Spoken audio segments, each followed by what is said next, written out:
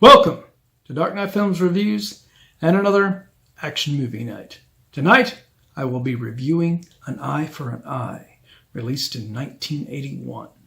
An Eye for an Eye stars Chuck Norris, Christopher Lee, Richard Roundtree, Mako, Matt Clark, Maggie Cooper, Rosalind Chao, Stuart Pankin, and Terry Kiser. An Eye for an Eye was directed by Steve Carver.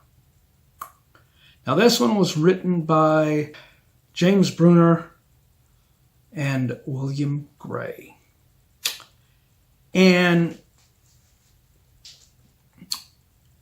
this was a step up for me from some of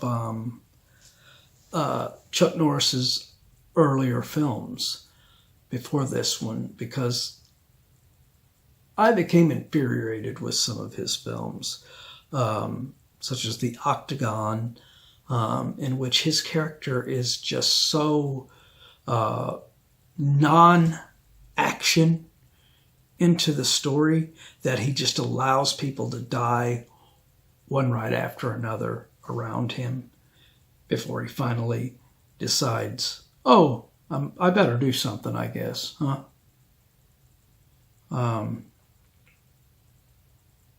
Those movies infuriated me because of his non-committal to save the day and be the hero of those films.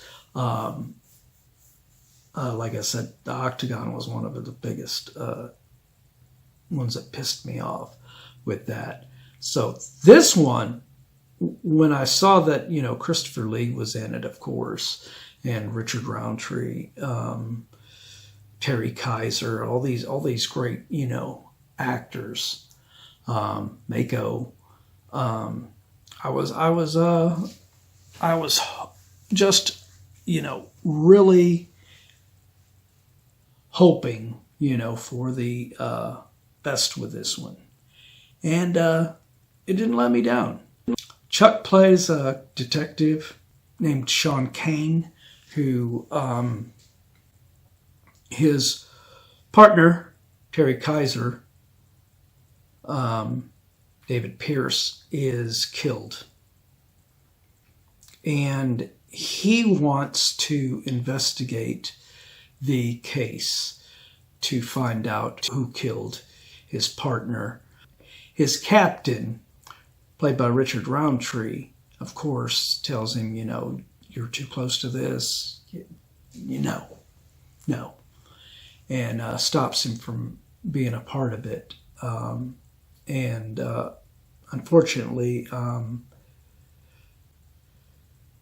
Terry Kiser's character's girlfriend, played by Rosalind Chao, Linda, ends up investigating on her own, and because she is a reporter, and she ends up getting killed as well.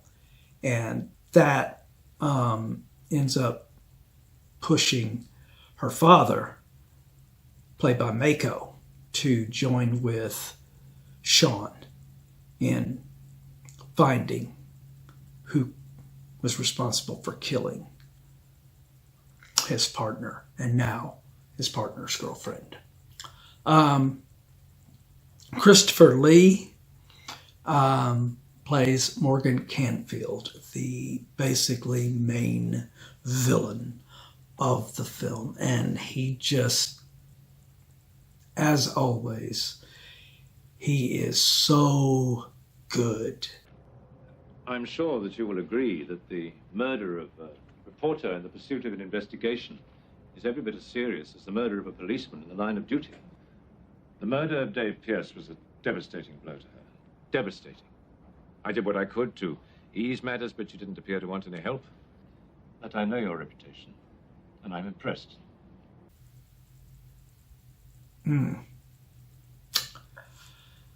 Christopher Lee really does make Chuck look like a bad actor.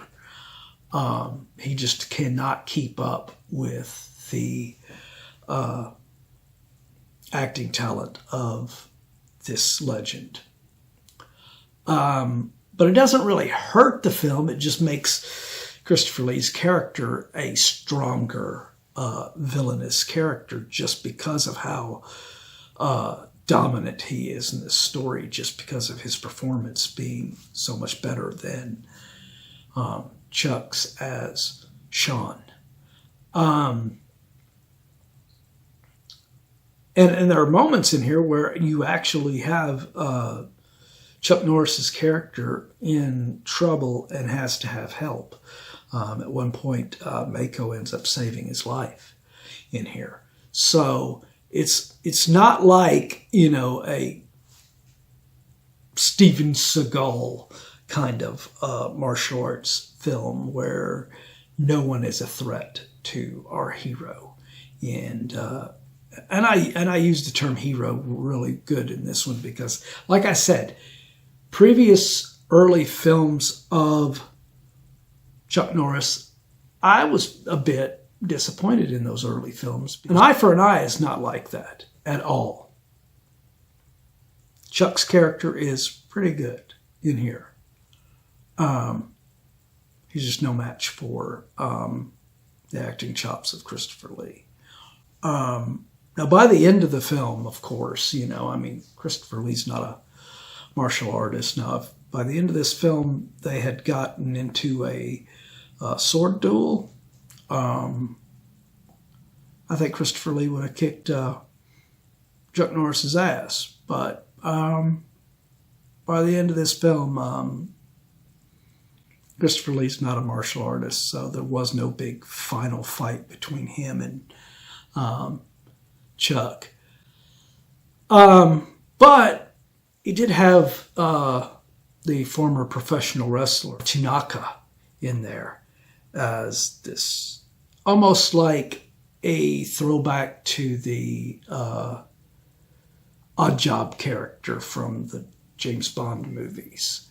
And Tanaka's badass in the fight sequence that he has with Chuck in here. That is a standout moment in this film. I really did like the fight scene between the two of them. That was really cool. And it did give me those vibes of Odd Job from James Bond. So that's always a plus. Because he was always one of the more impressive and badass Bond villains. So overall, I think Steve Carver did a really good job directing this one. It's got some great performances, like I said, Chuck does pretty good, but he is really outshined by his supporting cast in this one.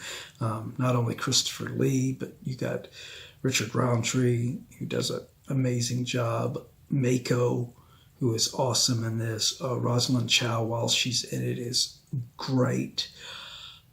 Stuart Pankin's even in this in a small role in here and stands out in the time he gets. And of course, Terry Kiser as Chuck's partner early in the film. He really is highly likable, so that whenever his character dies, you are really like, oh man, that sucks. So you really are rooting for Sean to find the persons responsible. And but it is a pretty good little action film, and it's one of the better of the early Chuck Norris films, in my opinion. So, my final review of An Eye for an Eye from 1981. I am going to give this film a 8.2 out of 10. Definitely a step up from movies like The Octagon and other films that Chuck had done during the 70s. This was a sign of him stepping up his game in his films and really playing some really good roles. But what did you guys think of An Eye for an Eye? Do you agree with my review? Do you disagree? Let me know in those comments down below. And if you enjoyed this review, do not forget to like, share, and subscribe. And don't forget to click that bell icon so you can be notified about future videos just like this one. And while you're by the subscribe button, click that join button and become a Dark Knight fan. Well, that's it for another action movie night. If you missed last week's action movie night, check out the link above to get caught up on that one. And if you've missed any other videos, check out this down here where you can watch a playlist of any of our action movie nights that you have missed.